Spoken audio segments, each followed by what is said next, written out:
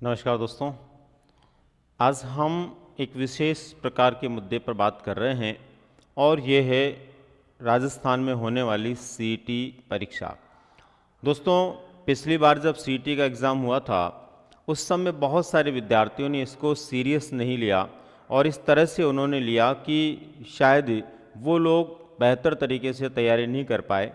Form भी भरे, परीक्षा में बैठे, लेकिन एक बहुत अच्छे लेवल की तैयारी जो होनी चाहिए थी वो नहीं कर पाए और इसके परिणाम जो निकले वो काफ़ी हद तक इस तरह के निकले कि काफ़ी विद्यार्थियों को उस सीईटी ने दर्द दिया।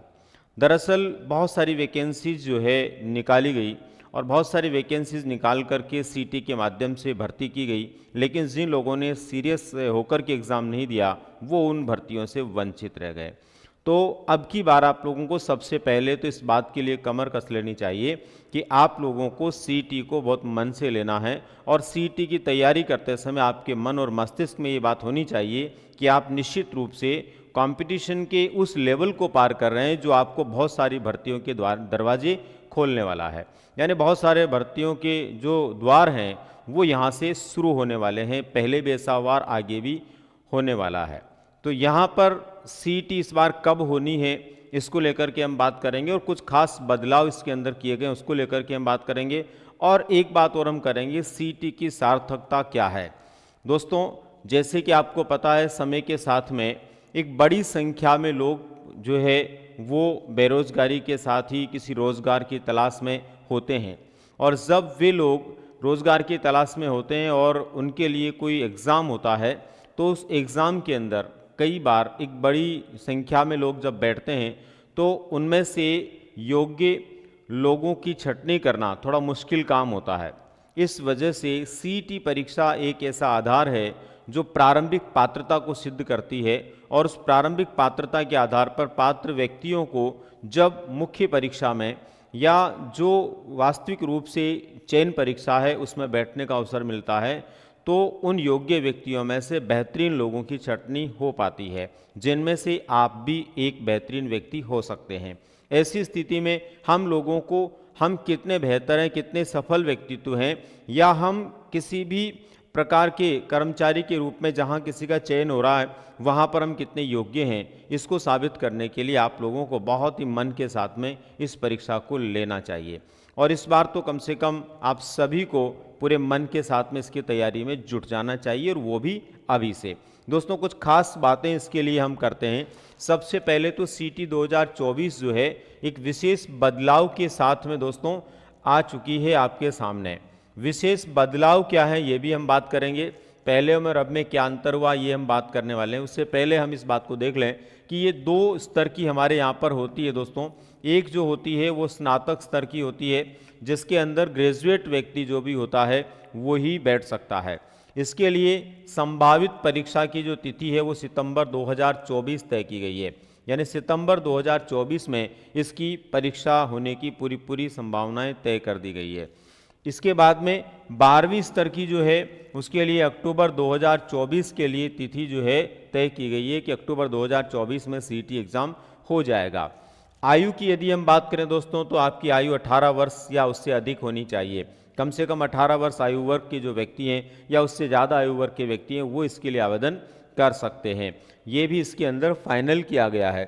अब दोस्तों, आवेदन प्रक्रिया की यदि हम बात करें तो कब तक इसकी आवेदन प्रक्रिया शुरू हो सकती है, तो दोस्तों मार्च से प्रारंभ हो जाएगी आवेदन प्रक्रिया। अभी आपको पता है आज हम बात कर रहे हैं 13 मार्च को, तो यूँ मान के चलिए कि आज के बाद कभी भी 2-4-5 दिन में इसकी आवेदन प्रक्रिया शुरू हो सकती है। कुल मिलाकर के मार्च के महीने में आपको आवेदन प्रक्रिया देखने को मिल जाएगी। किसके लिए? सीईटी के लिए। अब हम बात करते हैं दोस्तों विशेष बदलाव इसमें क्या किया गया है। दोस्तों, जैसे कि आपको विदित है पिछली सीईटी में ये था कि किसी भी एग्ज़ाम के लिए जितने सीटें तय है, जैसे मान लीजिए कोई भी परीक्षा है, कांस्टेबल है, उसमें मान लो 1000 सीटों के लिए जो है भर्ती करनी है तो उसके 15 गुने लोगों को ही जो है एग्ज़ाम में मूल एग्ज़ाम में फॉर्म भरवाए जाते थे और उन्हीं लोगों से जो है एग्ज़ाम के माध्यम से चयन किया जाता था। ऐसी स्थिति में बहुत सारे लोग वंचित रह गए। मान लीजिए 100 सीटें हैं तो 1500 लोग ही उसके लिए आवेदन कर पाएंगे, 200 सीटें हैं तो उसके लिए 3000 लोग ही आवेदन कर पाएंगे। तो बड़ा एक जो टिपिकल मामला था और बहुत सारे लोग इससे वंचित रहे।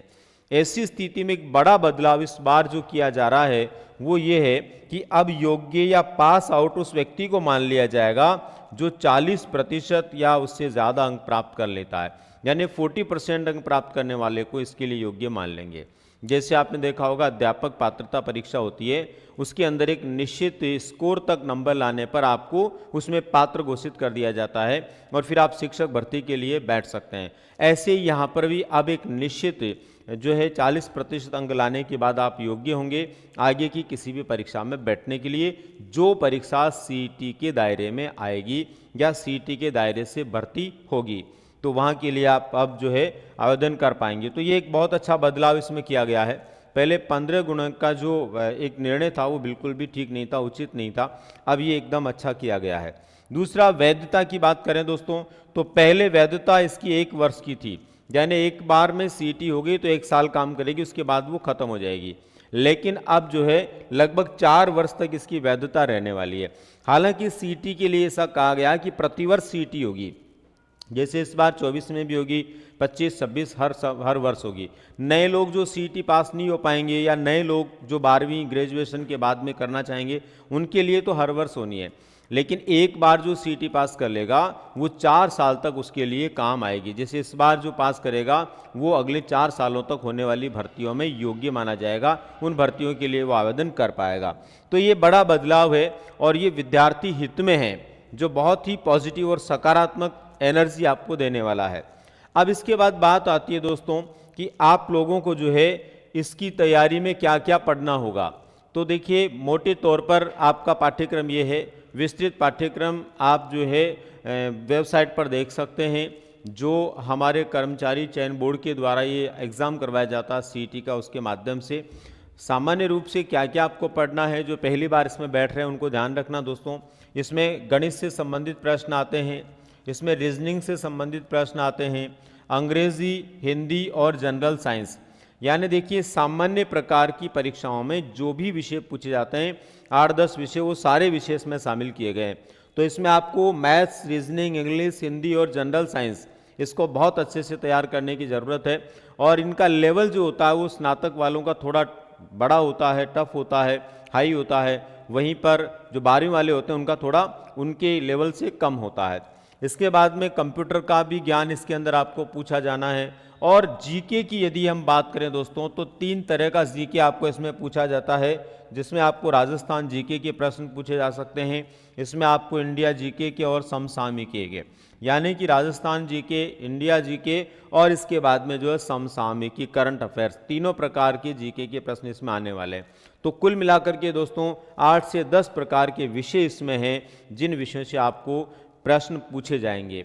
और इन सभी विषयों में यदि आप बेहतरीन तैयारी कर लेते हैं तो सुनिश्चित रूप से आप सीईटी पास कर लेंगे, पात्रता सिद्ध कर लेंगे और आने वाली वो भर्तियां जिनका संबंध सीईटी से, उनमें आप बैठ पाएंगे और उनमें बैठ करके आप जिस उद्देश्य या लक्ष्य की दिशा में आगे बढ़ रहे हैं, जिस रोजगार के लिए आगे बढ़ रहे हैं, वो आप प्राप्त कर पाएंगे। दोस्तों, यहाँ पर आप लोगों को 2 बातें ध्यान में रखनी है। एक तो पिछली बार की तरह आपको इसको बहुत हल्के में नहीं लेना, बहुत अच्छे से पूरे मन के साथ में आपको तैयारी करने की आवश्यकता है, क्योंकि जब हम रोजगार की तलाश में होते हैं तो वहाँ पर एक एक कदम फूंक फूंक के रखना होता है। कोई भी हमारा प्रश्न गलत नहीं हो, कोई भी वैकेंसीज हमारे हाथ से नहीं जाए। तो यहाँ पर भी बहुत सारी वैकेंसीज आपके हाथ से जा सकती है यदि आप लोग सीईटी की बहुत अच्छे से तैयारी नहीं करते हैं। तो दोस्तों, आप लोगों को जुट जाना चाहिए अभी से सीईटी की तैयारी में, क्योंकि एग्ज़ाम जो है सितंबर-अक्टूबर में इसका होने वाला है। अब इधर आप बात करिए दोस्तों, एक सामान्य सा विचार मेरा है इसमें कि एक रणनीतिक तैयारी ही सफलता का विकल्प है। यदि दोस्तों आप ज़िंदगी में सफल होना चाहते हैं तो किसी भी परीक्षा के लिए आपको एक रणनीतिक तैयारी की आवश्यकता होती है। रणनीतिक तैयारी आपको करनी चाहिए, जिससे कि आप बहुत अच्छे से ठीक प्रकार से सफल हो सकते हैं। दोस्तों, आप लोगों की जानकारी के लिए मैं यहाँ बताना चाहूँगा, नेक्स्ट गुरु संस्थान जो है हमारा अपना ये संस्थान है, जो उदयपुर में अपनी ऑफलाइन क्लासेज जो है रन करता है।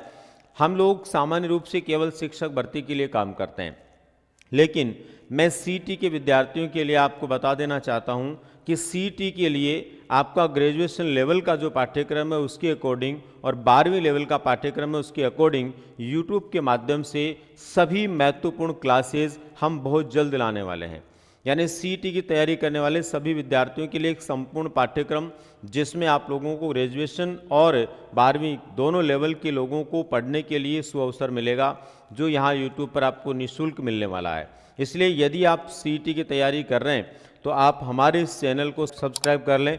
बहुत जल्दी आप लोगों को जो है इसका पाठ्यक्रम मिलने वाला है या इसकी तैयारी का सुअवसर आपको मिलने वाला है। ठीक है दोस्तों, तो ये था सीईटी को लेकर के हुए बदलावों के संदर्भ में, और हम लोग आप लोगों के लिए क्या करने वाले हैं इसको लेकर के जानकारी से संबंधित खास बातचीत का वीडियो। मिलते हैं दोस्तों फिर अगली किसी जानकारी के साथ। धन्यवाद।